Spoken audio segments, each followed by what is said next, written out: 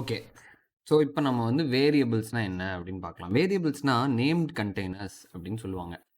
ஒரு எக்ஸாம்பிள் சொல்லணும் அப்படின்னா, ஒரு ஒரு பாக்ஸ் ஒண்ணு இருக்கு அப்படின்னா, அந்த பாக்ஸ்ல நம்ம ஒரு பீட்ஸா ஸ்டோர் பண்றோம் அப்படின்னா, அந்த பாக்ஸ் தான் வேரியபிள். அந்த பீட்ஸா தான் வந்து வேல்யூ. இந்த மாரி வேரியபிள்ல நம்மளால மல்டிபிள் டிஃபரெண்ட் வேல்யூஸ் வந்து நம்மளால ஸ்டோர் பண்ணிக்க முடியும். ஆனா என்னன்னா, அந்த வேரியபிளுக்கு குடுக்குற நேம் வந்து உள்ள என்ன வேல்யூ ஸ்டோர் பண்ணியிருக்கோமோ, அதுக்கேத்த மாரி ரெலவென்ட்டா அந்த வேரியபிளுக்கு வந்து நம்ம நேம் பண்ணணும். இப்போ பைத்தான்ல வேரியபிள் எப்படி டிஃபைன் பண்ணலாம் அப்படின்னு பார்க்கலாம். இதுக்கு வந்து நமக்கு வேரியபிளோட சின்டாக்ஸ் வந்து தெரியணும். அதுக்கு முன்னாடி சின்டாக்ஸ்னா என்ன அப்படின்னு நெறைய பேத்துக்கு கேள்வி வரும். ஸோ சின்டாக்ஸ்னா என்ன அப்படின்னு நான் வந்து ஷார்ட்டா சொல்லிடுறேன். இப்போ நம்ம யூஸ் பண்ற day to day language English, Tamil இந்த மாதிரி எல்லாத்துலயுமே வந்து சின்டாக்ஸ் அப்படின்னு ஒண்ணு இருக்கு. எப்படின்னா, இப்ப நீங்க ஒரு கேள்வி கேட்குறீங்க அப்படின்னா, கொஸ்டின் பண்ணதுக்கப்புறம் கொஸ்டினோட எண்டுல வந்து ஒரு கொஸ்டின் மார்க் சிம்பல் ஒண்ணு போடுறோம். அதே மாதிரியே வந்து ஆச்சரியப்படுற மாரி ஏதாவது ஒரு சென்டென்ஸ் சொல்லிட்டு, கடைசியில எக்ஸ்க்ளமேஷன் ஆச்சரியக்குறி ஒண்ணு போடுறோம். இது எல்லாமே சின்டாக்ஸ் தான். எதுக்கு அப்படின்னா, வேற யாராவது ஒருத்தவங்க நீங்க எழுதியிருக்கிறத எடுத்து பார்த்தா, ஈஸியா அவங்களுக்கு புரியும். நீங்க இங்க கொஸ்டின் தான் கேட்டிருக்கீங்க. நீங்க இங்க வந்து அப்படிங்கிற மாரி உங்களுக்கு ஈஸியா புரியும். அதே மாதிரியே பைத்தானுக்கும் செட் ஆஃப் ரூல்ஸ் ஒண்ணு இருக்கு. இப்படி இப்படி எழுதுனா பைத்தானுக்கு புரியும் அப்படிங்கிறது தான் வந்து சின்டாக்ஸ்.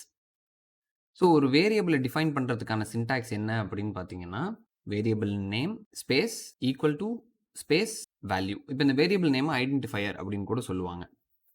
ஓகே. இப்ப இத அப்படியே நம்ம கோட் எடிட்டர்ல நம்ம வந்து ட்ரை பண்ணுவோம். ஸோ இங்க நம்ம நேம் அப்படின்னு ஒரு வேரியபிள் ஒண்ணு டிஃபைன் பண்ணிக்கலாம். டிஃபைன் பண்ணிட்டு இதுக்குள்ள ஒரு டெக்ஸ்ட் ஒண்ணு சேவ் பண்ணலாம். ஸோ டெக்ஸ்ட்னாலே வந்து கோட்ஸ் ஓப்பன் பண்ணிக்கணும் உங்களுக்கு தெரியும். Sherlock space Holmes. ஓகேவா? ஷெர்லாக் ஹோம்ஸ் அப்படின்னு சொல்லி நாம வந்து ஒரு நேம் அப்படிங்கிறத கிரியேட் பண்ணியிருக்கோம். இப்போ இங்க என்ன பண்ணியிருக்கோம் அப்படின்னா, இந்த நேம் அப்படிங்கிறது தான் வேரியபிள். அதுக்குள்ள நாம இந்த வேல்யூவ வந்து ஸ்டோர் பண்ணிட்டோம். இப்போ இத பிரிண்ட் பண்ணலாம். பிரிண்ட் பண்ணும்போது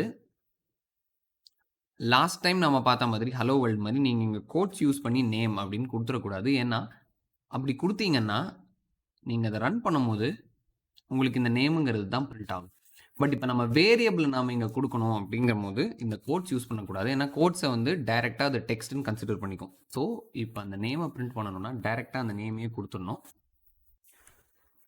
சேவ் பண்ணிட்டு, இப்ப ரன் பண்ணோம்னு பார்த்தீங்கன்னா, ஷெர்லாக் ஹோம்ஸ் அப்படின்னு நமக்கு வந்து பிரிண்ட் ஆயிடுச்சு.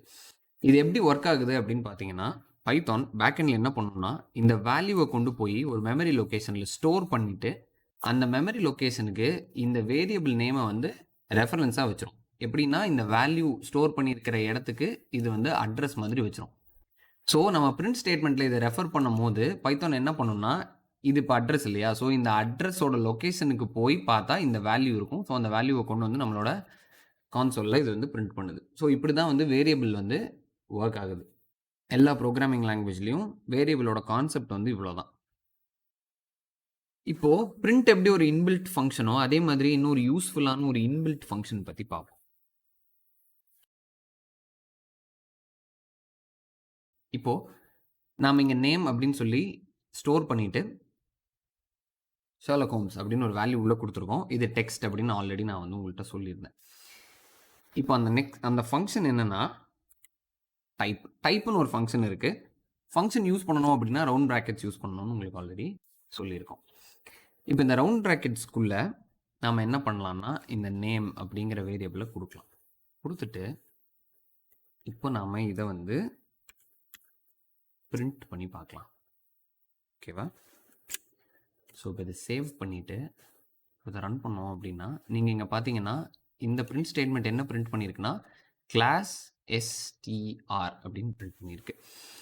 ஸோ, இது என்ன அப்படின்னா, இதுதான் டேட்டா டைப். ஸோ, நம்ம நெக்ஸ்ட் கிளாஸ்ல டேட்டா டைப்ஸ்னா என்ன அப்படின்னு பார்க்கலாம்.